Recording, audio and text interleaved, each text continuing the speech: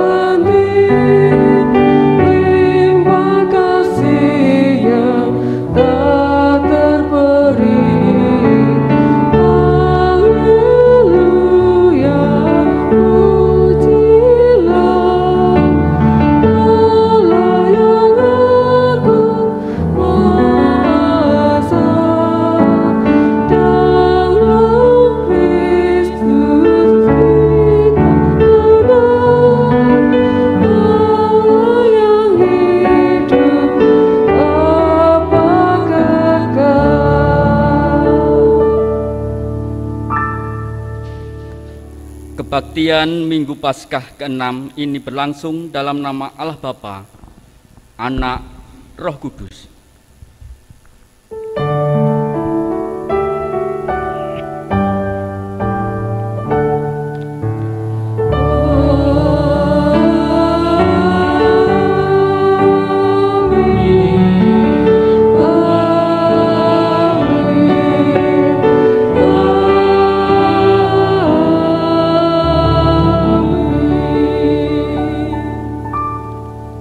Kasih karunia dan damai sejahtera dari Allah Bapa kita dan dari Tuhan Yesus Kristus menyertai kita sekalian.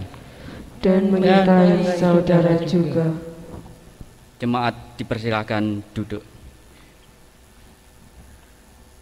Kebangkitannya menyatakan keselamatan bagi kita, dan karyanya kita dapat hidup dalam terang. Minggu ini kita diajak untuk menghayati panggilan Kristus bagi kita, anak-anak yang dipilihnya untuk tugas yang agung, mewartakan Injilnya. Oleh sebab itu, marilah kita sambut tugas itu dengan penuh syukur, supaya setiap makhluk dan isi semesta ini dapat dipulihkan. Karena dalam karyanya ada kebangkitan, ada kekuatan, ada kasih karunia yang membebaskan kita. Kita sambut sapaan panggilan Tuhan itu dengan menyanyikan Kidung Jemaat 357 bait pertama sampai yang kedua. Dengar panggilan Tuhan.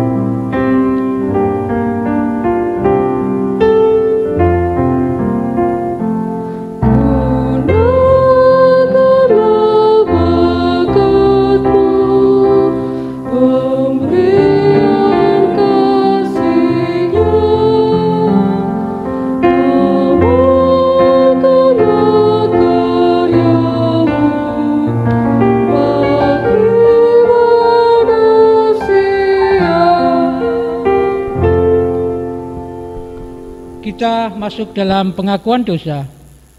Injil Yohanes 14 ayat 23 sampai 25 berkata demikian. Jawab Yesus, "Jika seorang mengasihi aku, ia akan menuruti firman-Ku, dan Bapa-Ku akan mengasihi dia, dan kami akan datang kepadanya dan diam bersama-sama dengan dia. Barang siapa tidak mengasihi aku, ia tidak menuruti firman-Ku, dan firman yang kamu dengar itu bukanlah daripadaku, melainkan dari Bapa yang mengutus aku. Semuanya itu kukatakan kepadamu, selagi aku berada bersama-sama dengan kamu. Ia datang dalam kasih melalui firman-Nya. Ia memanggil kita agar kita juga mengikuti apa yang menjadi perintah-Nya, yaitu membawa kasih dan damai sejahtera. Namun seringkali sebagai umat Allah, kita tidak mampu melakukan apa yang menjadi perintah kasih-Nya dengan sempurna. Bahkan seringkali kita bertindak acuh pada firman-Nya. Oleh sebab itu, marilah kita mengakui kesalahan dan dosa kita dengan bersaat teduh sejenak. Umat dipersilahkan bersaat teduh. Tuhan Yesus, kami mengakui bahwa kami tidak mampu melakukan apa yang menjadi perintah-Mu untuk saling mengasihi terhadap sesama kami, bahkan mengasihi Engkau. Untuk itu Tuhan, kami mohon pengampunan-Mu agar kami senantiasa dalam keadaan baik, dan mampukan kami, menuntun kami di hari-hari mendatang, kami boleh dapat melakukan apa yang menjadi kehendak-Mu. Dalam nama Tuhan Yesus, kami berdoa dan memohon ampun. Amin. Kita pujikan PKJ 264 bait 1. Apalah arti ibadahmu?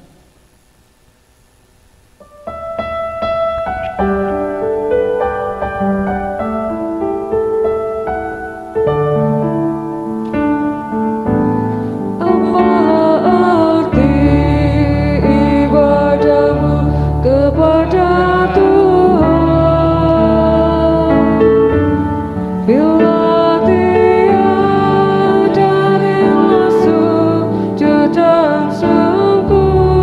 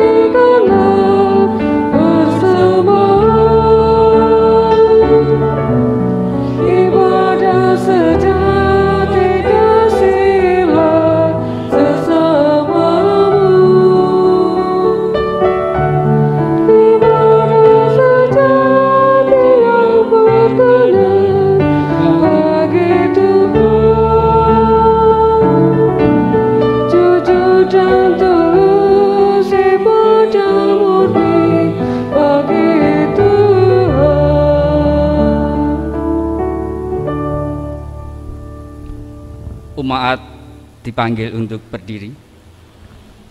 Kita terima berita anugerah. Kiranya Allah mengasihi kita dan memberkati kita.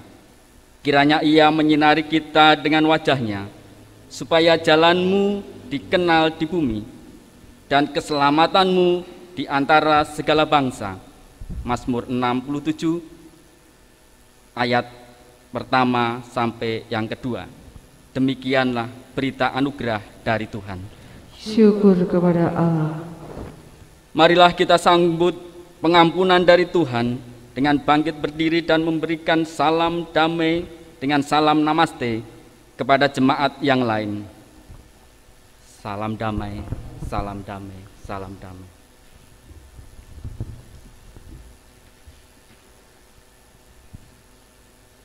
Marilah kita nyanyikan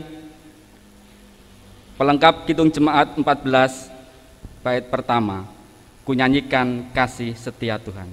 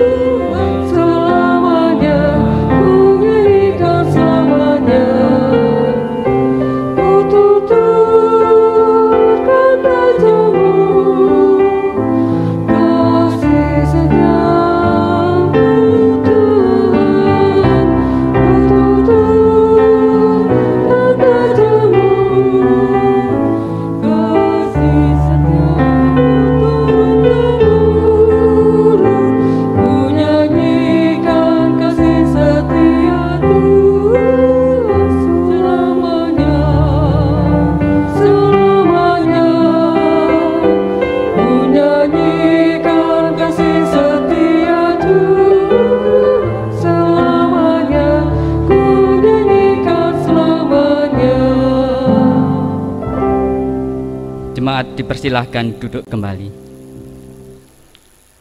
Sebelum kita menerima firman Tuhan, marilah kita berdoa.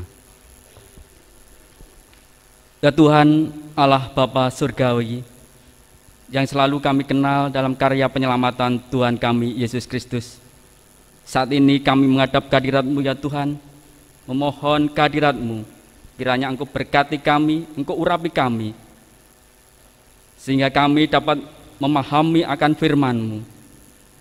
Hadirlah di tengah-tengah kami ya Tuhan, Roh-Mu yang kudus membimbing dan memimpin kami. Berfirmanlah, kami sedia untuk mendengarkan. Dalam nama Tuhan Yesus Kristus, doa ini hamba menaikkan. Amin. Jemaat yang dikasihi Tuhan Yesus Kristus, bacaan leksionari kita saat ini diambil dari Kisah Para Rasul 16 ayat 9 sampai 15, Mazmur 67, Wahyu 21 ayat 10 dan 22. Dan bacaan Injil saat ini diambil dari Yohanes 14 ayat 23 sampai 29. Kami akan bacakan untuk Injil Yesus Kristus yang diambil dari Yohanes 14 ayat 23 sampai dengan 29.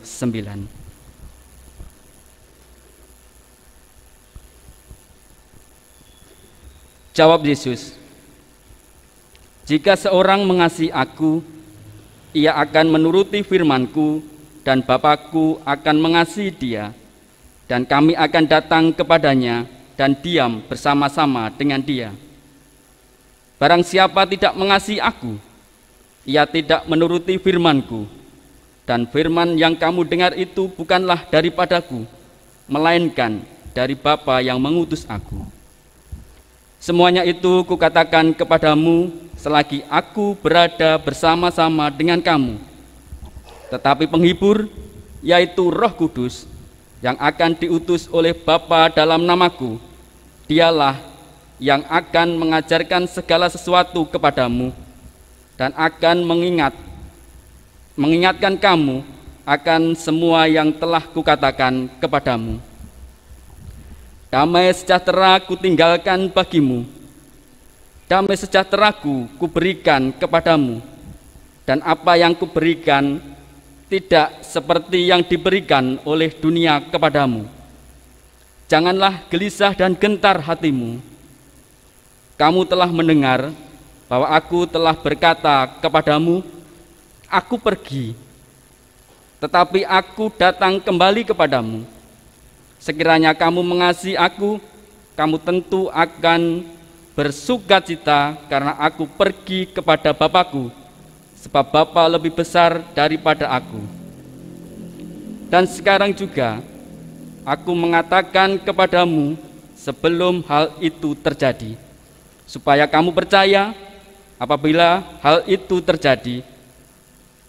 Tidak banyak lagi aku berkata-kata kepadamu, sebab penguasa dunia ini datang dan tidak berkuasa sedikit pun atas diriku. Demikianlah firman Tuhan. Dan berbahagialah mereka yang mendengarkan firman Tuhan dan yang memeliharanya. Haleluya.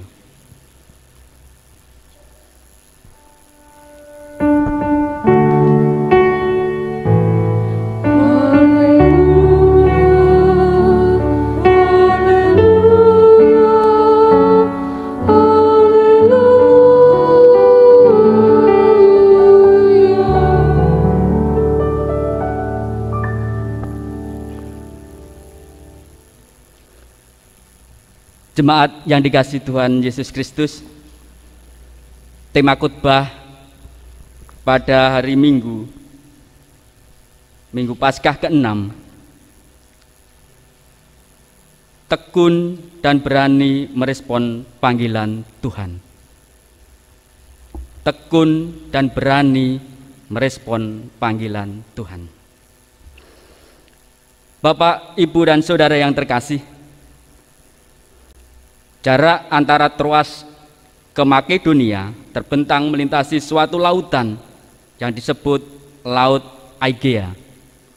Kota Troas yang kini masuk dalam wilayah Turki berada di sebelah tepi timur, sementara Makedonia berada di sisi tepi barat. Umum juga dikenal bahwa Laut Aegea adalah perairan yang menghubungkan peradaban antara wilayah yang kini disebut Asia dengan wilayah Eropa. Dan dalam sejarah, Laut Aegea adalah jalur perdagangan sekaligus tidak jarang menjadi tempat peperangan antar bangsa kuno. Terlepas dari detail sejarahnya, yang menarik dan patut menjadi perhatian kita kali ini adalah betapa pilihan Rasul Paulus untuk menyeberangi lautan tersebut didorong oleh sebuah penglihatan. Saat itu tidak ada Google, sehingga bisa jadi kalkulasi kita ketika mempersiapkan perjalanan ke sana barangkali hanya berdasarkan informasi terbatas. Kalau saat ini kita tinggal pencet dengan Mbah Google, kita akan ke Jakarta, ke Bandung, Surabaya dan sebagainya, sudah ada jalur-jalurnya. Tapi saat itu belum ada. Meski tidak disebutkan secara pasti bagaimana Paulus memperhitungkan perjalanannya, namun yang bisa kita tahu hanyalah ia berangkat untuk mewartakan Injil atau kabar baik sebagai respon terhadap penglihatannya pada seorang yang meminta pertolongan di sana. Singkat cerita, terbukti bahwa intuisi Paulus tidak salah. Sampainya di sana, ia langsung bisa berkarya.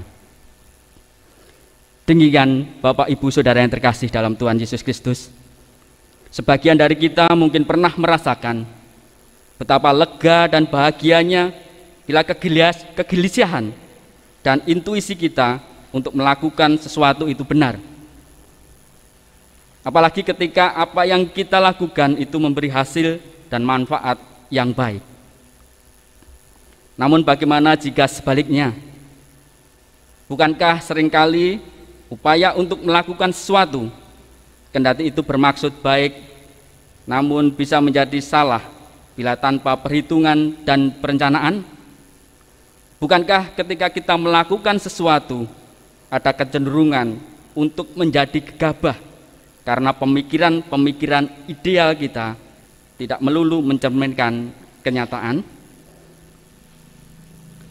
Persis itulah dilema besar yang sering muncul sebagai pengikut Kristus. Di banyak kesempatan, keinginan untuk melakukan kebaikan tidak selalu mudah. Malah sering juga apa yang kita pandang baik belum tentu orang lain melihatnya demikian. Oleh karena itu, sekedar melakukan kebaikan tidak bisa hanya berdasarkan spekulasi atau visi ideal. Tidak jarang dilema semacam ini memunculkan dua pilihan sikap. Ada yang menjadi ragu-ragu dan gentar. Di sisi lain, ada yang semakin militan dan keras dalam bersaksi. Banyak contoh yang bisa kita temukan tentang hal tersebut, seperti misalnya tidak sedikit orang yang baik terjebak di dalam lingkungan yang buruk karena tidak mampu melakukan apa-apa. Maka sering juga ada pandangan bahwa jika orang baik masuk ke dalam lingkungan yang jahat dan korup, akan terseret menjadi jahat juga. Oleh sebab itu, rasa takut untuk bersaksi bisa menjadikan kebaikan yang diyakini tidak dapat dinyatakan. Maka tak heran bila banyak orang baik hanya diam manakala ada kondisi-kondisi buruk yang terjadi, seperti korupsi, KDRT, perundungan, dan sebagainya. Contoh lain yang sebaliknya, kita mungkin sering menemui perdebatan karena perbedaan pendapat dalam komunitas kita yang tidak jarang menyebabkan perpecahan, atau ada juga ketika perdebatan tentang kebenaran itu berujung pada sikap saling merendahkan dan saling menghina di media sosial. Tampaknya tren cepat berkomentar daripada cepat memahami semakin menjadi-jadi di era media sosial kini.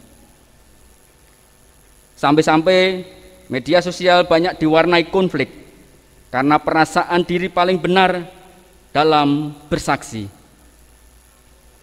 Contoh ini jelas berkebalikan dengan sebelumnya, di mana seseorang bisa sangat keras dalam bersaksi, namun membuatnya tertutup.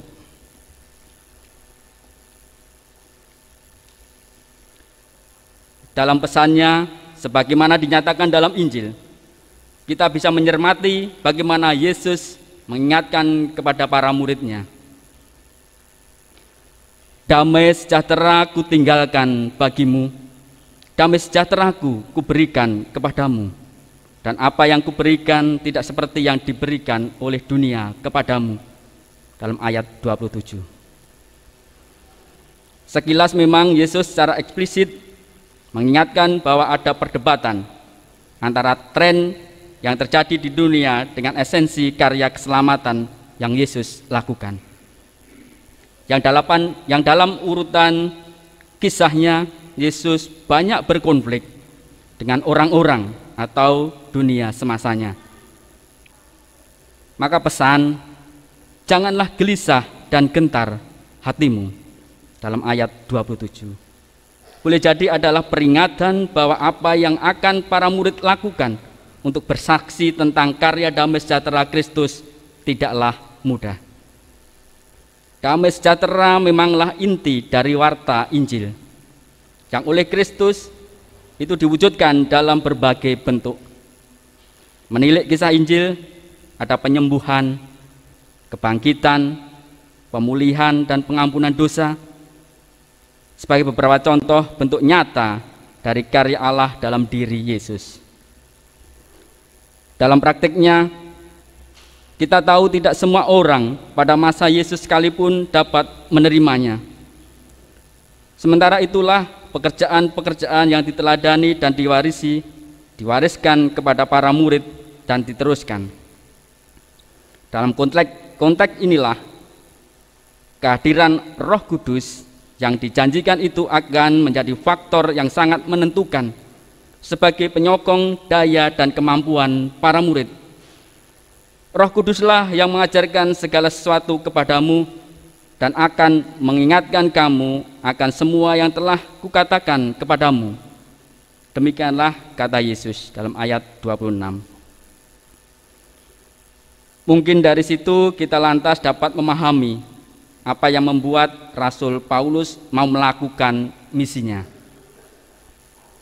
Sesuai dengan pesan Yesus kepada para murid yang tidak ragu dalam menjalankan panggilan karya karena Roh Kudus akan membimbing. Boleh jadi karunia Roh itu jugalah yang membuat Rasul Paulus tanpa ragu merespon panggilan untuk melakukan karya. Meskipun nantinya harus bertemu dengan kesulitan-kesulitan seperti menyeberang lautan demi diwatakannya kabar sukacita.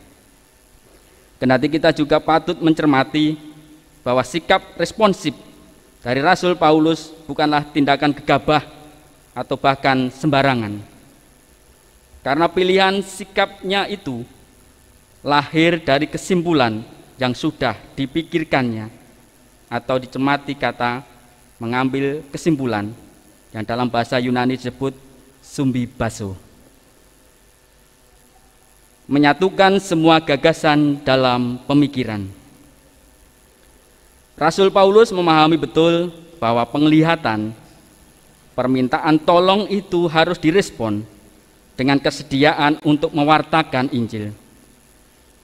Dan ini baik menjadi pengingat kita untuk meneladani bagaimana Rasul Paulus mendasari usahanya dalam merespon panggilan berlandaskan Injil. Demikian Bapak Ibu Saudara yang terkasih. Sebagaimana Yesus menghendaki bahwa setiap muridnya tidak gelisah dan gentar untuk melakukan tugasnya. Itu juga menjadi panggilan kita baik sebagai individu dan gereja. Rasul Paulus sudah menunjukkan bahwa keberanian untuk menyeberang boleh jadi adalah satu bentuk sikap berani melampaui keraguan untuk menjawab panggilan.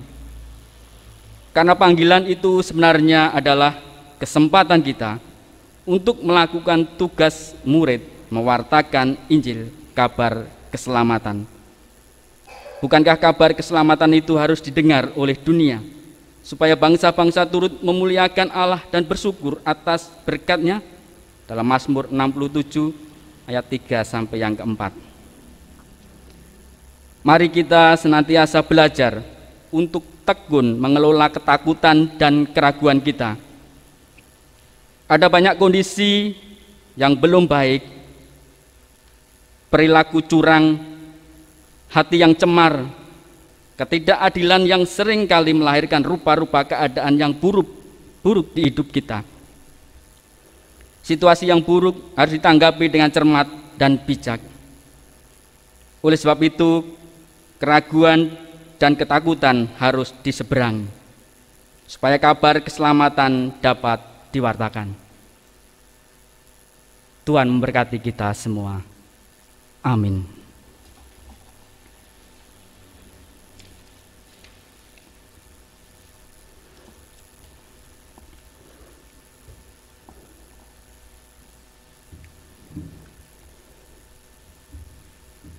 Marilah kita saat teduh.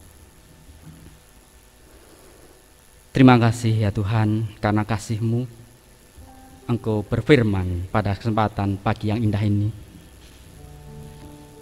Sertai lindungi urapi kami, supaya kami benar-benar dapat memahami akan yang menjadi kehendak-Mu, menerima panggilan-Mu, panggilan untuk mewartakan sukacita, damai sejahtera di muka bumi ini. Supaya kerajaan Allah bisa terwujud di muka bumi ini. Dalam nama Tuhan Yesus kami berdoa. Amin. Jemaat yang dikasihi Tuhan, kami undang untuk bangkit berdiri. Bersama dengan umat Tuhan di segala abad dan tempat, marilah kita mengucapkan pengakuan iman menurut pengakuan iman rasuli bersama-sama.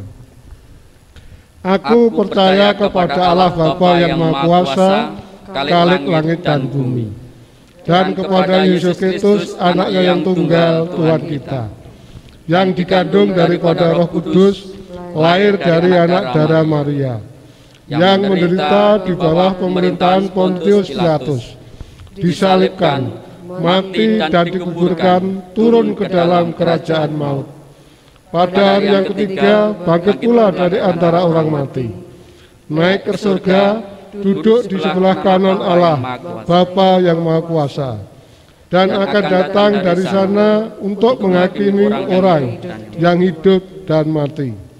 Aku percaya kepada Roh Kudus, gereja yang kudus dan am, persekutuan orang kudus, pengampunan dosa, kebangkitan daging, dan hidup yang kekal. Dipersilakan untuk duduk kembali.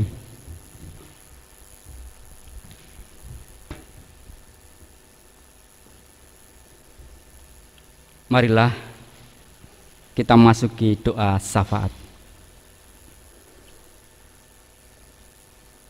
Bapa yang Maha Kasih, yang bertata dalam kerajaan surga yang mulia, kembali menghampiri tahta-Mu ya Tuhan. Terima kasih hamba mengucapkan kehadirat-Mu, karena pada kesempatan ini kami boleh mengikuti ibadah dari awal hingga saat ini dalam keadaan selamat, tak kurang suatu apapun. Tuhan Allah yang Maha Kasih, sungguh sangat berterima kasih hamba-Mu karena mengenal Engkau. Engkau rela mati untuk menebus dosa-dosa kami. Keselamatan Engkau berikan kepada kami, dan panggilan tugas untuk mewartakan keselamatan, berita sukacita ke seluruh dunia kami terima. Berkati kami untuk dapat menjalankan apa yang Engkau perintahkan, menanggapi panggilan-Mu untuk mewartakan Injil. Berilah kemampuan, berilah Roh-Mu yang kudus menuntun kami, supaya kami bisa melakukan apa yang menjadi kehendak-Mu. Bapa dalam surga, di kesempatan kebaktian ini kami bawa jemaat-Mu GKJ Ganti Warno, anak-anak sekolah minggu Engkau berkati, supaya dapat bertumbuh berkembang menjadi generasi penerus gereja-Mu yang tangguh. Para remaja, pemuda Engkau berkati dalam meraih cita-citanya, dalam studi belajarnya Engkau berkati, dalam upaya mencari jodoh Engkau berkati, dalam upaya mencari pekerjaan Engkau juga berkati, sehingga semuanya itu menjadi baik karena berkat penyertaan-Mu. Para orang tua kami bawa dalam doa ini ya Tuhan. Berkatilah dalam usahanya untuk mencukupi kebutuhan keluarga, membiayai sekolah anak-anaknya. Engkau berkati dalam pekerjaannya. Pada orang tua yang sudah lanjut usia, di dalam keringkihan badannya, Engkau berkati, Engkau selalu berikan penghiburan, kuatkan iman kepercayaannya, sehingga hanya nama-Mu lah yang dipuji. Yang menderita sakit, Engkau kiranya jamah, Engkau sembuhkan, Engkau berkati dengan sarana obat-obatan, perawatan dari medis, perawatan dari keluarga yang mendampinginya. Engkau berkati semuanya itu, sehingga akan memudahkan kesembuhan dalam dirinya. Yang menderita susah, Engkau hibur, yang kekurangan Engkau cukupi. Tuhan di surga, kami juga berdoa untuk bangsa dan negara kami. Kiranya Engkau berkati para pemimpin bangsa dan negara kami, dari pusat hingga ke daerah-daerah. Berkatilah sehingga apa yang menjadi keputusan benar-benar berpihak kepada rakyat. Berpihak kepada rakyat untuk mencerminkan keadilan bagi seluruh bangsa Indonesia. Kesejahteraan untuk masyarakat bangsa Indonesia. Berkati pula kedamaian di seluruh dunia. Karena hanya damai sejahtera yang akan membawa kami di dalam kemenangan. Tuhan yang makasih, banyak dosa serta kesalahan kami mohon ampun kepadamu. Hanya dalam nama Tuhan Yesus Kristus doa ini hamba menaikkan. Amin. Jemaat yang terkasih dalam Tuhan Yesus, kita masuk di dalam persembahan. Marilah kita mengucapkan syukur atas kemurahan Allah melalui persembahan yang kita kumpulkan bersama sambil mengingat sabda Tuhan dari Roma bab 11 ayat 36. Sebab segala sesuatu adalah dari Dia dan oleh Dia dan kepada Dia. Bagi Dialah kemuliaan sampai selama-lamanya. Kita juga akan menghaturkan persembahan yang berupa pujian. Kita kidungkan dari pelengkap Kidung Jemaat 146 bait yang pertama. Bawa persembahanmu.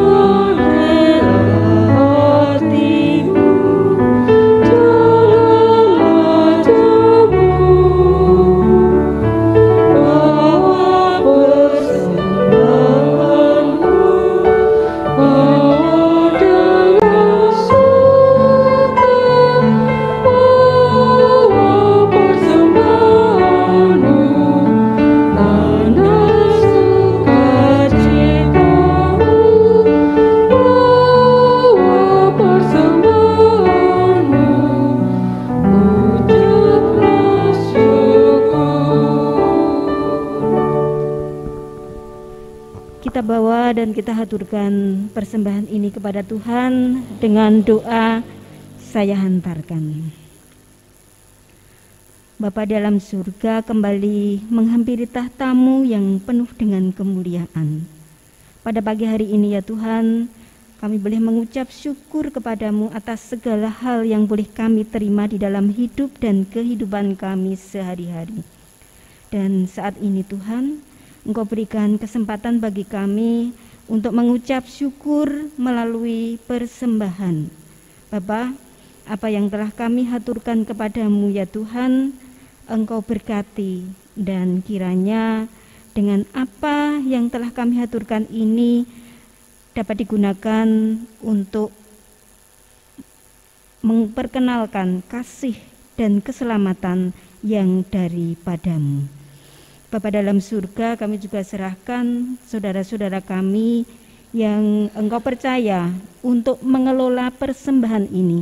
Kiranya Engkau berikan hikmat kesabaran, hikmat pengetahuan, dan hikmat yang berasal dari Engkau, sehingga dapat mengelola persembahan ini untuk kemuliaan nama-Mu.